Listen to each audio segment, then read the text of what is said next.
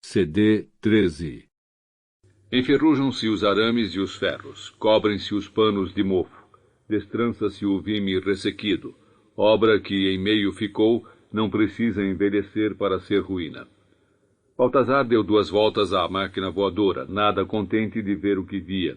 Com o gancho do braço esquerdo, puxou violentamente o esqueleto metálico, ferro contra ferro, a provar-lhe a resistência. E era pouca. Parece-me que melhor será desmanchar tudo e começar outra vez. Desmanchar, sim, respondeu Blimunda. Mas, sem que venha o padre Bartolomeu Lourenço, não vale a pena pegares no trabalho. Podíamos ter continuado em Mafra por mais um tempo. Se ele disse que viéssemos é porque não tarda aí. Quem sabe se cá esteve enquanto esperávamos o dia da festa. Não esteve, não há sinais disso. Oxalá, Deus queira. Sim, queira Deus. Em menos de uma semana deixou a máquina de ser máquina ou seu projeto. Quanto ali se mostrava, poderia servir para 1000 diferentes coisas. Não são muitas as matérias de que os homens se servem. Tudo vai da maneira de as compor, ordenar e juntar. Veja-se a enxada, veja-se a plana, um tanto de ferro, um tanto de madeira. E o que faz aquela, esta não faz. Disse Blimunda. Enquanto o padre Bartolomeu Lourenço não chega, construímos aqui a forja. E como iremos fazer o fole? Faz a um ferreiro, vês como é feito. Se a primeira não sair bem, sairá a segunda. Se não conseguires a segunda, conseguirás a terceira. Ninguém espera por nós para fazermos outra coisa que não seja isto. Não seria preciso tanto trabalho. Com o dinheiro que o padre nos deixou, compraríamos o fole. E alguém haveria de querer saber para que quererá Baltazar 7 sóis um fole, se não é ferreiro nem ferrador. Melhor é que o faças tu, nem que tenhas de teimar 100 vezes.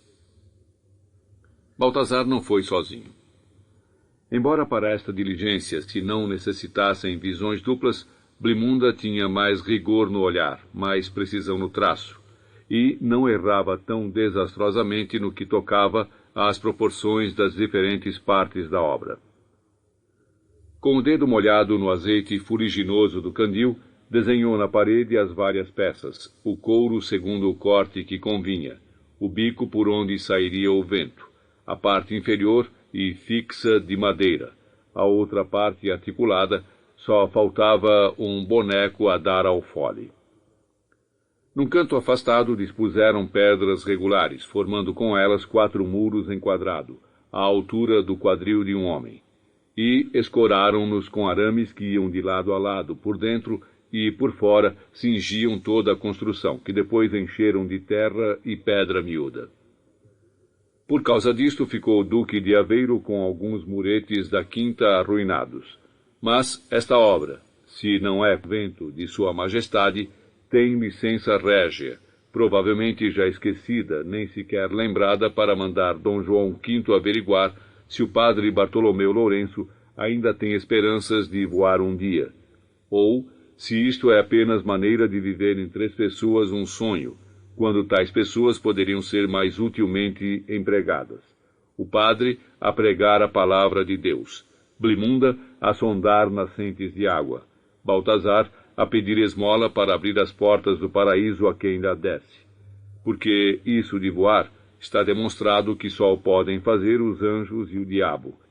Aqueles como ninguém ignora e por alguns foi testemunhado, este por certificação da própria Sacra Escritura, pois lá se diz que o diabo levou Jesus ao pináculo do templo, portanto pelos ares o levou. Não foram pela escada. E lhe disse, lança-te daqui abaixo. E ele não lançou. Não quis ser o primeiro homem a voar. Um dia voarão os filhos do homem, disse o padre Bartolomeu Lourenço quando chegou e viu a forja feita, mais a pia da água onde se temperarão os ferros. Falta apenas o fole. A seu tempo soprará o vento, que o Espírito já soprou neste lugar. Quantas vontades recolheste até hoje, Blimunda? Perguntou o padre nessa noite, quando ceavam. Não menos de 30, disse ela. É pouco. E as mais são de homem ou de mulher? Tornou a perguntar. As mais são de homem. Parece que as vontades das mulheres resistem a separar-se do corpo. Por que será? A isto não respondeu o padre, mas Baltazar disse: quando a minha nuvem fechada está sobre a tua nuvem fechada, às vezes falta bem pouco para que a tua à minha se junte. Então me pareces tu mais vazio de vontade do que eu, respondeu Blimunda. Ainda bem que o padre Bartolomeu Lourenço não se escandaliza com estas livres conversações. Acaso também teve a sua parte de vontades desfalecidas, na Holanda por onde andou, ou a tem aqui, não o sabendo a Inquisição, ou fazendo de contas que o ignora, por não andar à falta acompanhada de pecados menos veniais. Falemos agora a sério, disse o padre Bartolomeu Lourenço. Sempre que puder, aqui virei. Mas a obra só pode adiantar-se com o trabalho de ambos. Foi bom terem construído a forja. Eu arranjarei modo de alcançar um fole para ela. Não te hás de fatigar com essa canseira. Porém, terás de o observar muito bem, porque vai ser preciso fazer os foles grandes, de que te darei o risco para a máquina. Faltando o vento na atmosfera, trabalharão os foles e voaremos. E tu, Blimunda, lembra-te de que são precisas pelo menos 2.000 vontades. 2.000 vontades que tiverem querido soltar-se por as não merecerem as almas, ou os corpos as não merecerem. Com essas 30 que aí tens, não se levantaria o cavalo Pégaso, apesar de ter asas. Pensem como é grande a terra que pisamos. Ela puxa os corpos para baixo, e sendo o sol tão maior como é, mesmo assim não leva a terra para si. Ora, para que nós voemos na atmosfera, serão precisas as forças concertadas do sol, do âmbar, dos ímãs e das vontades. Mas as vontades são, de tudo, o mais importante. Sem elas, não nos deixaria subir à terra. E se queres recolher vontades, Blimunda, vai à procissão do corpo de Deus. Então, numerosa multidão, não hão de ser poucas as que se retirem, porque as procissões, bom é que o saibam, são ocasiões em que as almas e os corpos se debilitam, a ponto de não serem capazes sequer de segurar as vontades. Já o mesmo não sucede nas touradas, e também nos autos de fé. Há neles e nelas um furor que torna mais fechadas as nuvens fechadas que as vontades são. Mais fechadas e mais negras. É como na guerra, treva geral no interior dos homens. Disse Baltazar: e a máquina de voar, como a farei?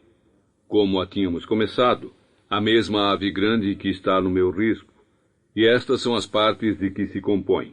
Aqui te fica este outro desenho, com as indicações dos tamanhos das diferentes peças. Irás construindo de baixo para cima, como se estivesses a fazer um navio.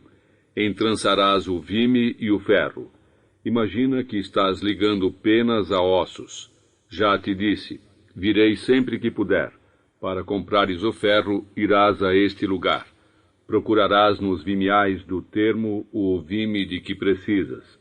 E ao açougue irás comprar as peles para os foles da máquina.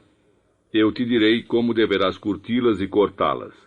Esses desenhos que Blimunda fez são bons para foles de forja, não para foles de voar. E tens aqui mais este dinheiro. Comprarás um burro, sem ele como transportarias todos os materiais necessários, e também mercarás uns ceirões grandes, mas haverá sempre à mão ervas ou palhas, para que possa esconder o que trouxeres dentro deles. Lembrem-se de que toda esta nossa obra terá de ser feita em absoluto segredo. Não o podem saber nem parente nem amigo. Amigos mais que nós três não há. E se alguém aí vier com perguntas, dirão que estão a guardar a quinta por ordem de El-Rei, e que perante El-Rei o responsável sou eu, padre Bartolomeu Lourenço de Gusmão. De quê? Perguntaram Blimunda e Baltazar ao mesmo tempo. De Gusmão. Foi assim que passei a chamar-me, por via do apelido de um padre que no Brasil me educou. Bartolomeu Lourenço era quanto bastava, disse Blimunda. Não me vou habituar a dizer Gusmão. Nem precisarás. Para ti, Baltazar, serei sempre o mesmo Bartolomeu Lourenço. Mas a corte e as academias terão de chamar-me Bartolomeu Lourenço de Gusmão. Pois quem, como eu, vai ser doutor em cânones, precisa ter um nome que lhe assente à dignidade. Adão não teve outro nome, disse Baltazar. E Deus não tem nenhum, respondeu o padre. Mas Deus, em verdade, não é nomeável, e no paraíso não havia outro homem de quem Adão houvesse de distinguir-se. E Eva não foi mais que Eva, disse Blimunda. Eva continua a não ser mais que Eva, isto que a mulher é uma só no mundo, só múltipla de aparência, por isso se escusariam outros nomes. E tu és Blimunda, diz-me se precisas de Jesus. Sou cristã. Quem o duvida? Perguntou o padre Bartolomeu Lourenço, e rematou. Bem me entendes, mas dizer-se alguém de Jesus, crença ou nome, não é mais que vento da boca para fora. Deixa-te ser Blimunda, não darás outra resposta quando fores perguntada. Tornou o padre aos estudos. Já bacharel, já licenciado, doutor não tarda, enquanto Baltazar chega os ferros à forja e os tempera na água, enquanto Blimunda raspa as peles trazidas do açougue, enquanto ambos cortam o vime e trabalham a bigorna, segurando ela a lamela com a tenaz, batendo ele com o malho, e tem de entender-se muito bem para que não se perca nenhuma pancada. Ela apresentando o ferro rubro, ele desferindo o golpe certo, em força e direção. Nem precisam falar. Assim foi o inverno passando, assim a primavera. Algumas vezes veio o padre a Lisboa.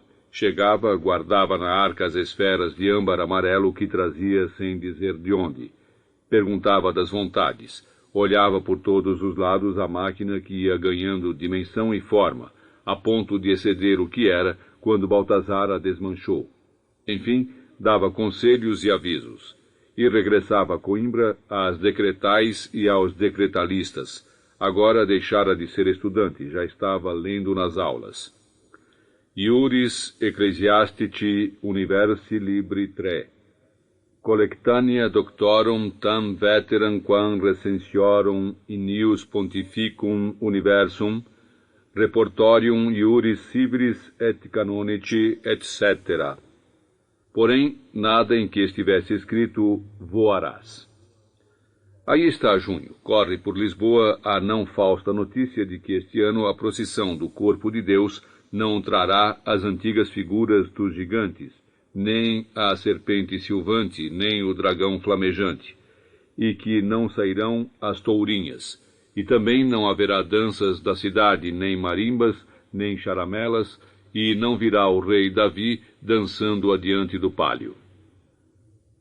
Pergunta-se então o povo que procissão vem a ser essa, se não podem sair os foliões da arruda atroando as ruas com o seu pandeiro, se estão as mulheres de Frielas proibidas de dançar a chacoina, se também não darão a dança das espadas, se não saem castelos, se não tocam a gaita e o tamboril, se não vêm brincando os sátiros e as ninfas, os encobertos modos doutra brincadeira, se não se faz mais a dança da retorta, se não navegará aos ombros de homem a nau de São Pedro. Que procissão teremos? Que gosto nos vão tirar? Ainda se nos deixassem o carro dos hortelões, não tornaremos a ouvir o silvo da serpe, meu primo, que toda me arrepiava quando ela passava assobiando. Nem sei explicar as tremuras que sentia. Ai! Desce o povo ao terreiro do Paço a ver os preparos da festa. E não está mal, não senhor, com esta colunata de 61 colunas e 14 pilares, que não tem menos de 8 metros de altura, e, em extensão, excede o arranjo os 600 metros. Só de frontispícios são 4, e não tem em conto as figuras, os medalhões, as pirâmides e mais ornatos. Começa o povo a apreciar o novo aparato, que por aqui se não fica. Basta olhar essas ruas todas toldadas, e os mastros que sustentam os toldos são enfeitados de seda e ouro. E os medalhões, que dos ditos toldos se dependuram dourados, tendo de um lado o sacramento entre resplendores, e do outro o brasão do patriarca. Isto, uns quanto aos outros, levam os brasões do Senado da Câmara. E as janelas? Olha-me estas janelas. Tem razão quem o disse.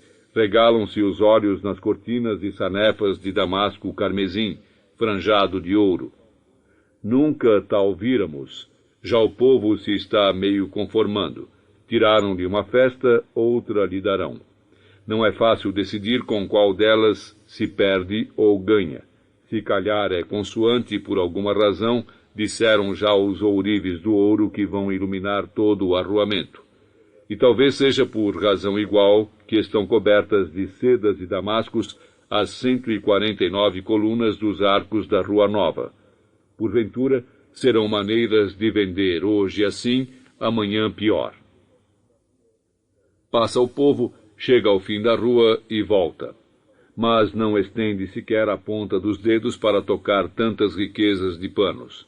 Contenta-se com espairecer os olhos neles e nos outros de rás que enfeitam as lojas debaixo dos arcos. Parece que vivemos no reino da confiança. Porém, tem cada loja seu escravo preto à porta, de pau numa mão e espadim na outra. Se alguém se atrever, leva uma varada pelos lombos. E, se a ousadia for a mais, não tardam aí os quadrilheiros. Já não usam viseira, nem elmo, nem escudo trazem. Mas, dizendo o corregedor alto para o limoeiro, que remédio se não obedecer e perder a procissão. Talvez por isto é que não haja muitos furtos no corpo de Deus. Também não se irão furtar vontades. É tempo de lua nova. Blimunda não tem por agora mais olhos que os de toda a gente. Tanto lhe faria jejuar como comer. E isto lhe dá paz e alegria. Deixar que as vontades façam o que quiserem. Ficar no corpo ou partir. Seja este o meu descanso. Mas, de repente, perturba-se por causa de um pensamento que veio e a trespassou. Que outra nuvem fechada veria eu no corpo de Deus, no seu carnal corpo? Em voz baixa o disse a Baltazar, e ele respondeu, também segredando. Havia de ser tal, ela só, que levantaria a passarola.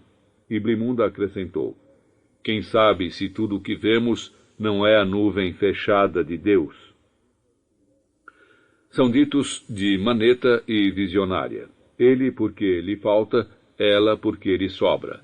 Há de se lhes perdoar não terem as medidas comuns e falarem de coisas transcendentes, enquanto noite já vão passeando pelas ruas de entre Rocio e Terreiro do Paço, no meio de muita outra gente que hoje não se deitará, e que, como eles, vai pisando a areia encarnada e as ervas que alcatifam o pavimento, trazidas pelos saloios, em modo tal que nunca se viu cidade mais limpa.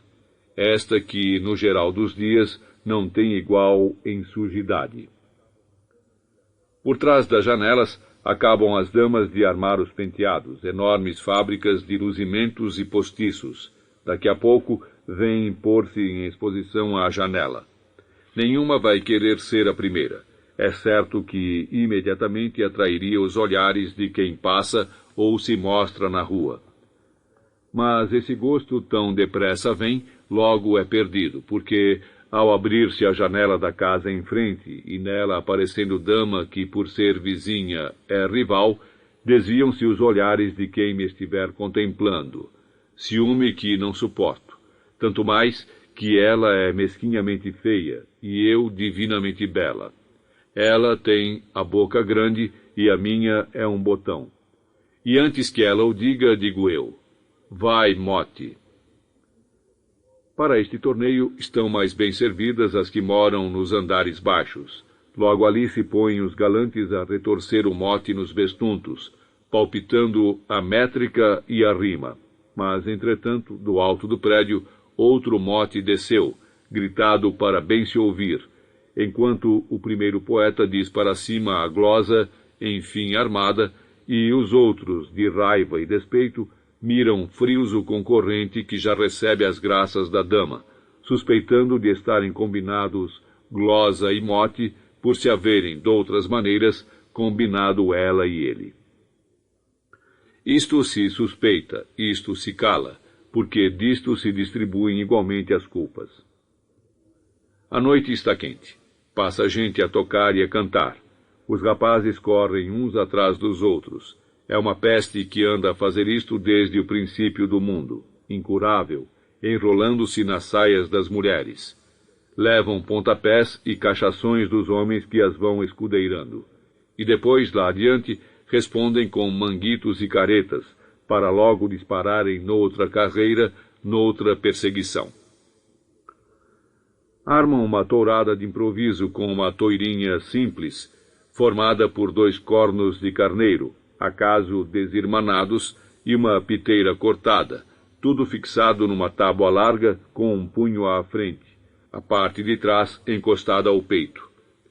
E o que assim faz de toiro investe com nobreza magnífica, recebe berrando de dor fingida as bandarilhas de pau que se espetam na piteira.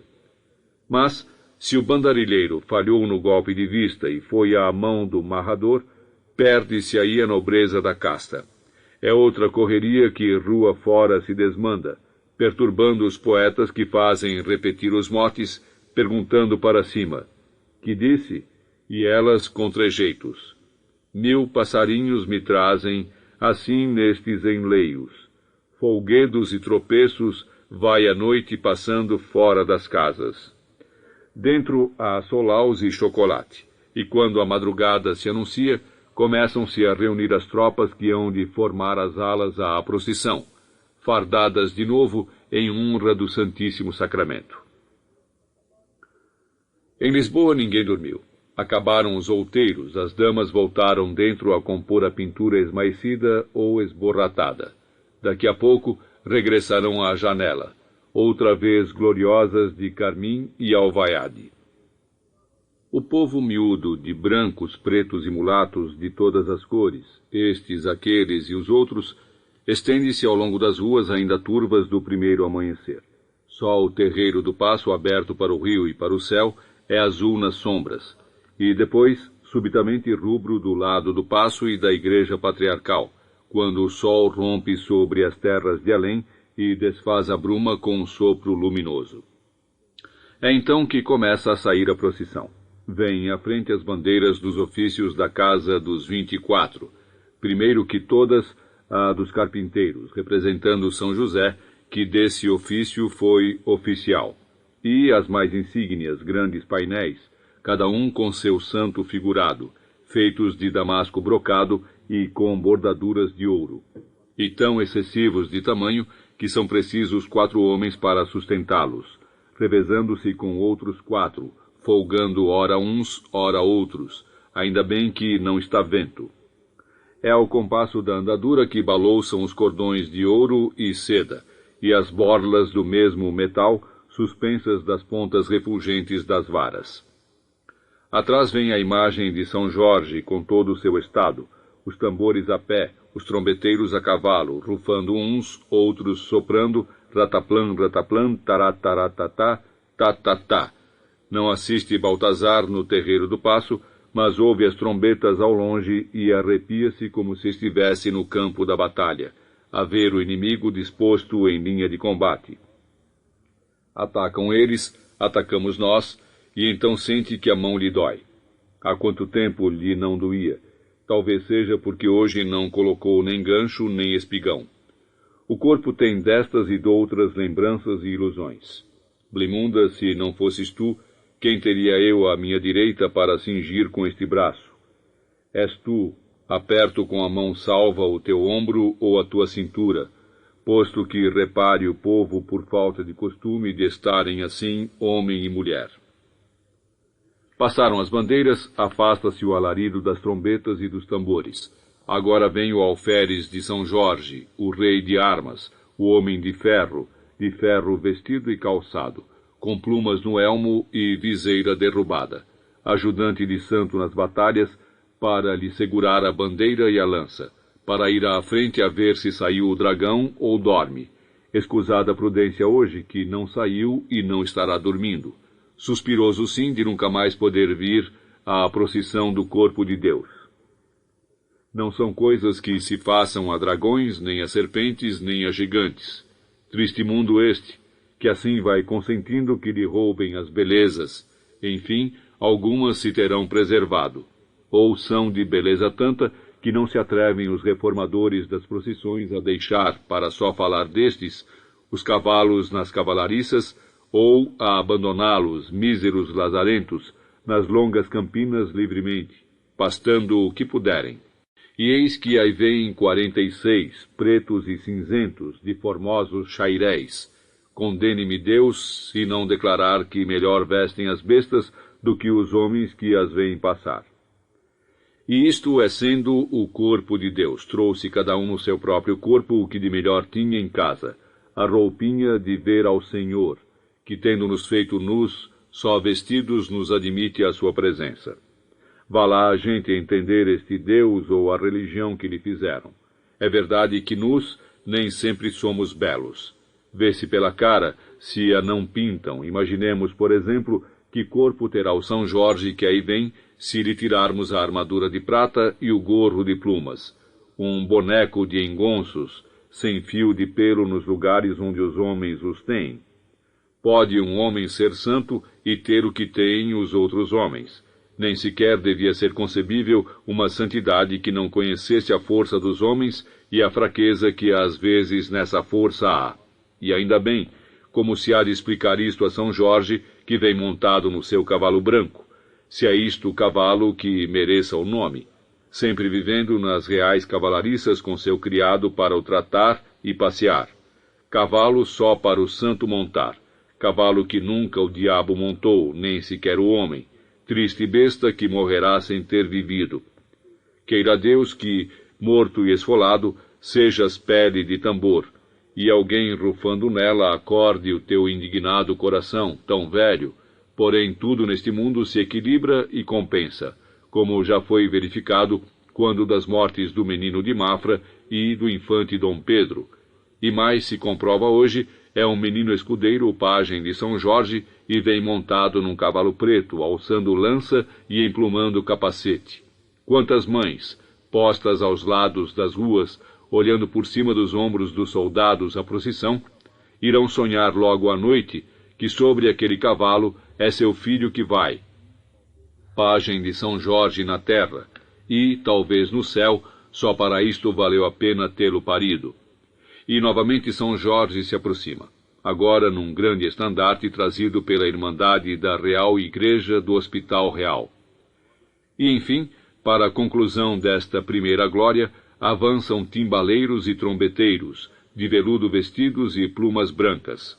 Agora uma pausa brevíssima, porque já da Capela Real estão saindo as irmandades, homens e mulheres aos milhares, postos por ordem de pertença e de sexo. Aqui não se misturam Evas com Adões. Olha lá, vai Antônio Maria e Simão Nunes, e Manuel Caetano, e José Bernardo, e Ana da Conceição, e Antônio da Beja, e trivialmente José dos Santos e Brás Francisco, e Pedro Caim e Maria Caldas. Tão variados são os nomes como as cores, capas vermelhas, azuis, brancas, negras e carmesins, opas cinzentas, mursas castanhas, e azuis e roxas e brancas e vermelhas, e amarelas e carmesins, e verdes e pretas, como pretos são alguns dos irmãos que passam. O pior é que esta fraternidade, mesmo indo na procissão, não chega aos degraus de nosso Senhor Jesus Cristo, mas promete, basta que Deus um dia se disfarce de preto e proclame nas igrejas: cada branco vale meio preto, agora arranjem-se para conseguir entrar no paraíso. Por isso é que um dia as praias deste jardim, por acaso à beira-mar plantado, estarão cheias de postulantes a enegrecer os costados, ideia que hoje faria rir. Alguns nem à praia irão. Deixam-se ficar em casa e untam-se com untos vários, e quando saem, não os reconhece o vizinho. Que faz aqui este cabra? Essa é a grande dificuldade das irmandades de cor. Por enquanto vão saindo estas, é o que se pode arranjar, a de Nossa Senhora da Doutrina, a de Jesus Maria, a do Rosário, a de São Benedito, o que come pouco e anda gordito, a de Nossa Senhora da Graça, a de São Crispim, a da Madre de Deus de São Sebastião da Pedreira, que é onde moram Baltazar e Blimunda, a da Via Sacra de São Pedro e São Paulo, outra também da Via Sacra, mas do Alecrim, a de Nossa Senhora da Ajuda, a de Jesus, a de Nossa Senhora da Lembrança, a de Nossa Senhora da Saúde, sem ela como haverá de ter virtude Rosa Maria, e a Severa, que virtude teria. E vem depois a Irmandade de Nossa Senhora da Oliveira, à sombra da qual Baltazar um dia comeu, a de Santo Antônio das Franciscanas de Santa Marta, a de Nossa Senhora da Quietação das Flamengas de Alcântara, a do Rosário, a de Santo Cristo e Santo Antônio, a de Nossa Senhora da Cadeia, a de Santa Maria Egipsíaca. Fosse Baltazar soldado da Guarda Real, e seria esta a sua irmandade de direito. Pena não haver a dos manetas. E agora a Irmandade da Piedade. Esta poderia ser outra da Nossa Senhora da Cadeia, mas é do Convento do Carmo. A primeira era das Terceiras de São Francisco. Parece que vão faltando invocações e já as repetem. Torna o Santo Cristo, porém, da Trindade. Era dos paulistas o outro, e a Irmandade do Bom Despacho, a Baltazar não despachou o desembargo do Paço. A de Santa Luzia, a de Nossa Senhora da Boa Morte, se alguma o pode ter. A de Jesus dos Esquecidos, por este pouco se